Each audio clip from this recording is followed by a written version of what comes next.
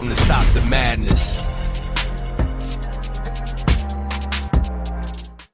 What's going on, everybody? Welcome to another episode of Stop the Madness. I'm your host, The Kid Plot. Thank you so much for joining us once again. Of course, I'm here with my co-host, Isaac Cotto. We in the building. Yes, sir, with another great video for you guys. But before we get started, like the video, share the video. Make sure you subscribe to the channel so you're notified when we make more videos like this. And comment on the video if I didn't say that already. What are we talking about? Well, we're gonna talk about Uncle Donnie's speech to Congress, and I think we're reacting to a video. Okay. Apparently, Dr. Phil had a live reaction. Okay. He had Cenk on there from the Young Turks. Mm-hmm. And let's take a look at just a clip here of them reacting to some of the speech of the president. What do you think that's bad form? So I do. So for example, Al Green in the beginning, it's like there was no point to. Sorry. Yeah, Okay. Cross their arms and stick their nose up like something smells bad. I just person in it, and to see those people sit there and cross their arms and stick their nose up like something smells bad. I just, you know, what bothers me is how that looks to the rest of the world. I mean, you're in the Capitol right and the. So what do you think about that? Like, you know, I think it's pretty common already. Like, I don't know, every State of the Union speech, regardless of who's president, one side claps and the other side doesn't even move. Yeah, but when you're talking about something that has nothing to do with party. You're talking about a kid overcoming cancer. Yeah, there was a few scenarios like that. And those are some of the scenarios where they didn't get up and clap and do anything. Mm-hmm. Those are one of the scenarios. So that's what he's talking about. Even scenarios that literally have nothing to do with politics, but because it's Trump and you don't want him to have anything. You don't want to support him in anything. Well, hold on. I'm going to go back on a little bit on it has nothing to do with politics. Mm-hmm. So he brings up immigration and the murderers and killers. And, of course, he brings someone who's a victim, you know, of their child being murdered by an immigrant. So he connects. I mean, he's doing what any good speech person or storyteller, you know, you want to put stuff in there that connects your message. So he talks about immigration and the violence and the criminals. And then he highlights a poor mom whose kid was killed by an immigrant. So it's a sad story, but it is directly connected to politics. It's connected to his politics, his policies, and they're connecting that story, right? Mm-hmm. So, like, if it was reversed, if the president would have been Democrat, they'd be like, transgenders should play in all sports. And, like, here's Bill, who's now Jane, and he's the best, you know, player in the country.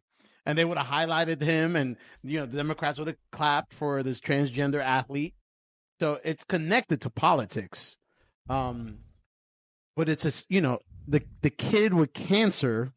I mean, it's just kind of, regardless of politics, it was a cool thing to watch. Like, you saw, I guarantee you his father, if that was his father, doesn't care anything about politics. He was more happy to see the reaction of his son's face when that happened. Like, that's all that mattered to that parent at that time. Like, they didn't care anything of politics. 100%. And that's why I said, like, it's just one of those things where the other side, they just weren't expecting Trump to win. They didn't expect Trump to be there. Mm-hmm. So anything that he does, even if it's positive, even if it's, you know, like, sanely justified, it's still, we're not gonna applaud you. I tell you what, I got choked up when he talked about the young mom whose daughter was killed. And I was like, you know, typical story, which you knew was coming, but like the fact that he named a national park in the name of her daughter that was killed, also in another scenario where no one stood up to clap, but it was just like, man, to that mom, like, that gesture coming from directly from the president and being recognized on national TV, like, it's a huge, for that mom and that family, it's something that's really huge. It shows, might be fake, but at least it gave a presentation like, damn, we really cared. And you know what? Like, we can't fix it, but we're going to do this in memory of your child. 100%. Like, I got choked up when I saw that. But of course, like I said, it's directly related to his policies regarding immigration. But the story in itself, it was a young mom. The kid was like 3 or 4 years old. And, when he said that we're going to name a national park 35 acres because the child loved nature and stuff like that, like that kind of hit me in the gut. I felt that one. Facts. So, All right. but all right, let's see what else they're talking about. President of the United States to stand there, respect the office of the president. And, I requested several times to interview President Biden, and it was turned down. I requested several times to interview Kamala Harris. It was turned down. And people that know me know, and people in the Democratic Party know, I would never disrespect someone that sits in the office of the president. I would not cross-examine them in a disrespectful way. Would I ask hard questions? Yes, I would ask questions that were respectful but substantive. I think you respect the office. You don't have to agree with everything the person says or does. And I thought it was bad form tonight to go into that hall and not respect the office of the president. What do you think that's bad form? So I do. So, for example, Al Green in the beginning, it's like there was no point to that. Nobody could even hear what you're saying. It makes our side look bad. There's just no point to it. It's counterproductive, right? Now, at the same time, the president also has a responsibility to reach out to the other side.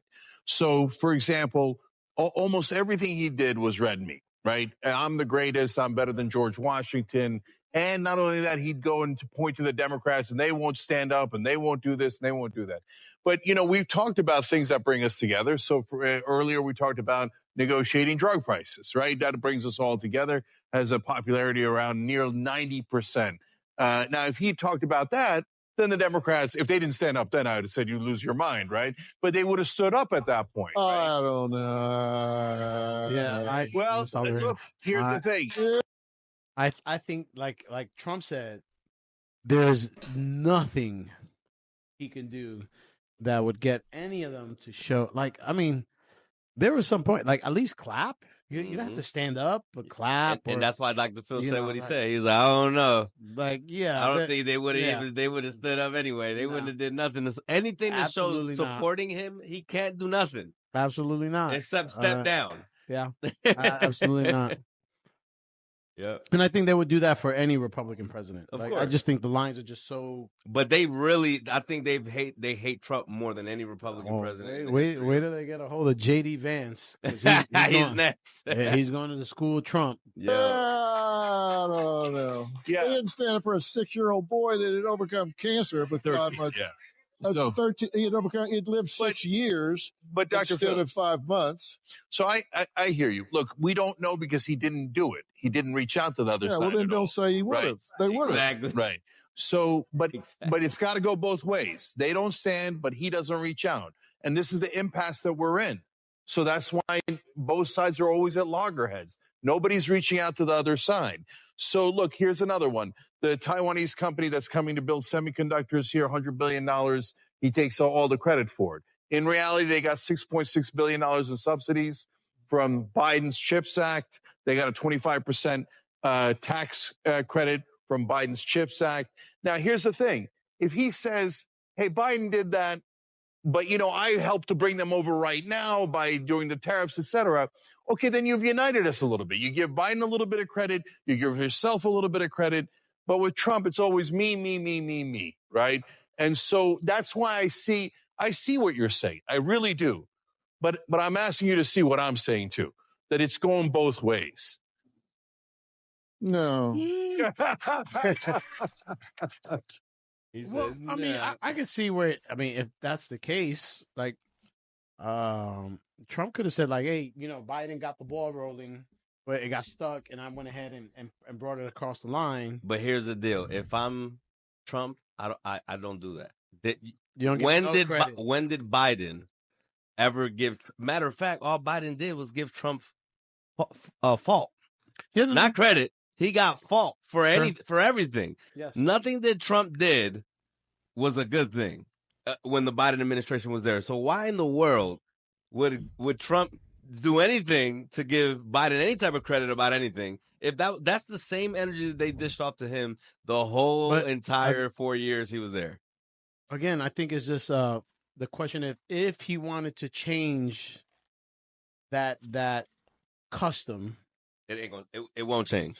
Like, it won't change. You don't know because he never tried. Yeah, but the Democrats, they do not like Trump in particular, and the Republicans, they don't like the Republicans either. Yeah. It's more about who's in power and why we should always be in power. We don't give the other side any credit, because if we give them credit, then we put us being in power at risk in future elections. Yeah, I mean, that's why he doesn't give him zero credit. That's why he gives zero credit.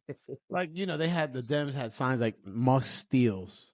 Like, I don't even know what that means. Like, what do you mean he steals? Like, it was just boberia. Like, nobody paid attention. Like, all right, whatever. Yeah, let's keep seeing. Yeah, and that's what I said. That was the end of it. But yeah, but I was gonna say, like, that's the reason why I hate politics. And even though we talk about it, we have no choice because it's part of our lives where we live, right? Yeah. But I do not like politics for that very reason, because it's more about, for them, who's in power than what's actually better for the country. Sure. I mean, I think, it's the same way. Like, the Democrats will complain how Trump and Doge are operating, but they'll never say, you know what, we agree that there's so much waste, we need to do something. This is how we would do it, right? Like, versus Doge, but they don't say that. All they complain about is, Elon Musk is running the country, but they don't even talk about addressing the issue, which is all the waste that the government has when it comes to taxpayer money. But 100%. Anyway, well, hey, let us know what you think. Agree, disagree. Let us know below, and we see y'all soon. Peace.